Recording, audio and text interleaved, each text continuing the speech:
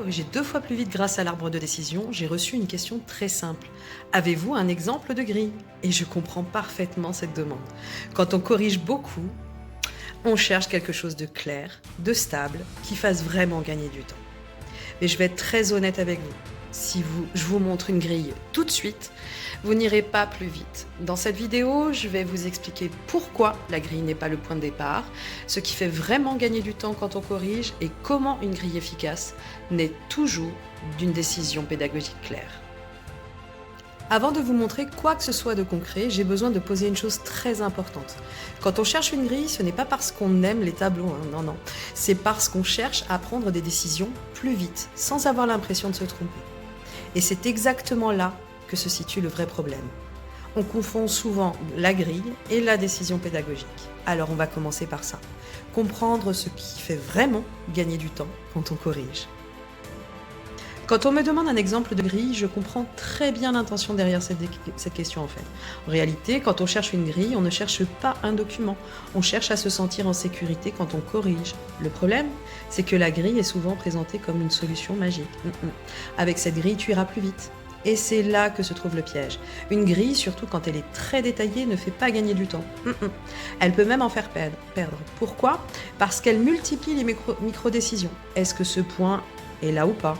Est-ce que ça vaut un demi-point? Est-ce que je suis trop sévère? Résultat, on passe son temps à hésiter. Et ce n'est pas la correction qui fatigue le plus, c'est l'hésitation permanente. Une grille ne corrige rien toute seule. Elle ne fait que formaliser des décisions que vous avez déjà prises ou que vous n'avez pas encore clarifiées. Tant que ces décisions ne sont pas claires dans votre tête, aucune grille, aussi bien faite soit-elle, ne vous fera corriger 2 fois plus vite. Donc le problème, ce n'est pas la grille. Le problème, c'est de corriger sans savoir exactement quelle décision on est en train de prendre. Et c'est là que tout change. Parce que corriger plus vite, ce n'est pas aller plus vite avec un stylo. C'est prendre moins de décisions, mais des décisions plus claires. Alors maintenant, je vais vous montrer ce qui fait réellement gagner du temps quand on corrige. La décision pédagogique posée avant même de regarder la grille. Ce qui fait réellement gagner du temps quand on corrige, ce n'est pas la grille. C'est la décision pédagogique posée avant même d'ouvrir la grille. Quand je corrige une copie, je ne commence pas par me demander combien ça vaut. Je commence tout simplement par une question beaucoup plus simple. Est-ce que l'essentiel est là? Cette question, je me la pose à l'aide d'un arbre de décision. L'arbre me permet de savoir très rapidement si les critères minimums sont atteints ou non. Et dès que cette décision est prise, une grande partie de la correction est déjà faite. Au lieu d'analyser toute la copie, ligne par ligne, je cherche les indices clés, des marqueurs précis qui me permettent de trancher. Est-ce que la démarche est cohérente, par exemple? Est-ce que les éléments indispensables sont présents, par exemple? Est-ce que la copie tient debout sur l'essentiel, par exemple? À partir de là, je sais dans quelle branche de l'arbre je me situe. Et c'est seulement après que la grille intervient. La grille ne sert plus à hésiter. Elle sert à formaliser une décision prise déjà avant, à la stabiliser et à garantir l'équité entre les copies. C'est cette inversion-là, décision d'abord, grille ensuite, qui change complètement la vitesse et la sérénité de la correction. Corriger plus vite, ce n'est pas aller plus vite dans la copie en soi, c'est savoir très tôt où l'on va et pourquoi. Pour que ce soit vraiment clair, je voudrais maintenant visualiser l'arbre de décision avec vous. Pas de document compliqué, juste la logique quand je prends une copie. Je commence toujours par la même question. Est-ce que les critères essentiels sont présents? Et ces critères, il y en a 3. Pas plus. Je les regarde un par un. Premier critère, est-il présent? Oui, non. Deuxième critère, est-il présent? Oui, non. Troisième critère, est-il présent? Oui, non. À chaque réponse, je ne fais pas de calcul. Je bascule simplement d'une branche à l'autre. Si les 3 critères sont là, je sais immédiatement que la copie a atteint le seuil de réussite. Si un critère manque, je sais aussi immédiatement que la copie ne peut pas être validée. Et surtout, pourquoi? Ce fonctionnement en branche évite une chose très coûteuse quand on corrige, l'hésitation permanente. L'arbre ne me dit pas encore combien vaut la copie, il me dit quelque chose de beaucoup plus précieux. Quelle décision pédagogique je suis en train de prendre? Et à partir de là, la grille devient évidente. À ce stade, vous l'avez compris, ce qui a fait gagner du temps, ce n'est pas la grille, c'est la décision posée en amont. Mais une fois que cette décision est claire, une question revient naturellement.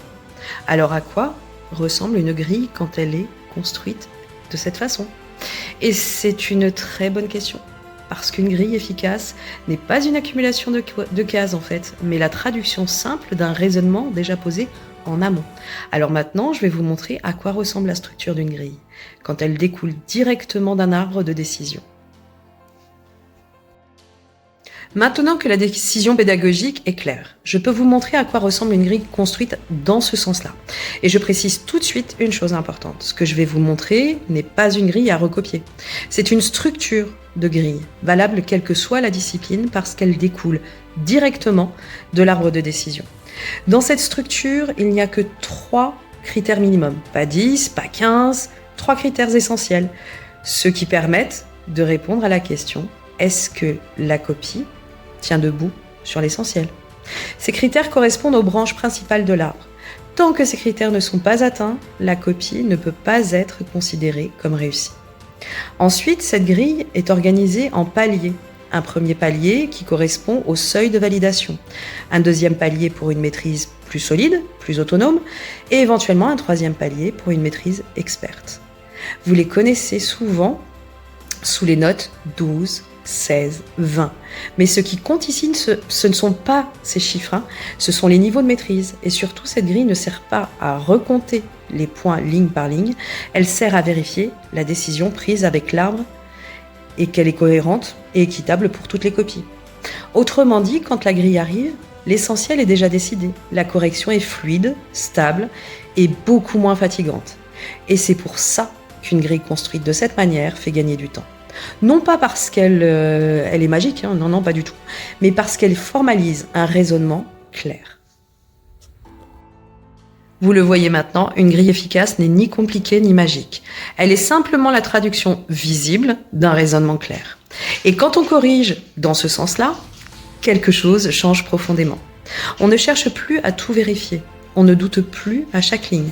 On sait pourquoi on décide. C'est exactement ce qui permet de corriger plus vite, sans perdre en justesse. Surtout ça. Et c'est sur cette idée que je voudrais conclure. Si je devais résumer cette vidéo en une seule idée, ce serait celle-ci. Corriger plus vite ne commence pas par une grille, mais par une décision pédagogique claire. La grille n'est pas l'outil qui fait gagner du temps. Elle est ce qui vient après pour stabiliser, pour sécuriser, pour être juste en fait. Tant que cette décision n'est pas claire, corriger fatigue. Quand elle l'est, la correction devient beaucoup plus fluide et surtout beaucoup plus sereine. Si cette approche vous parle, je vous invite à suivre la playlist Corriger autrement dans l'ordre.